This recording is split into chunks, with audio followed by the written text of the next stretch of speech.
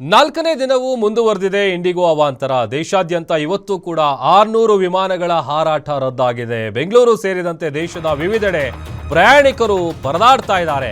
ಹಲವು ವಿಮಾನಗಳ ಹಾರಾಟದಲ್ಲಿ ಭಾರೀ ಪ್ರಮಾಣದಲ್ಲಿ ವ್ಯತ್ಯಯ ಉಂಟಾಗಿದೆ.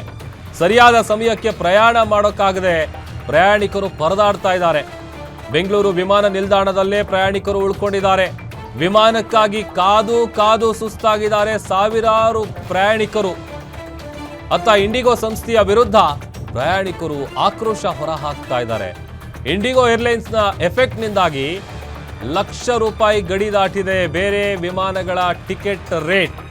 ಬೇಡಿಕೆ ಹೆಚ್ಚಾದ ಕಾರಣ ಟಿಕೆಟ್ ಬೆಲೆಯನ್ನು ಕೂಡ ಡಬಲ್ ಮಾಡಿದ್ದಾರೆ, ದುಪ್ಪಟ್ಟು ಮಾಡಿದ್ದಾರೆ.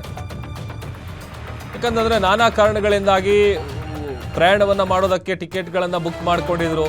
ಅವರೆಲ್ಲರೂ ಈಗ ಏರ್ಪೋರ್ಟ್ನಲ್ಲಿ ಪರದಾಡಬೇಕಾದಂಥ ಪರಿಸ್ಥಿತಿ ಉಂಟಾಗಿದೆ.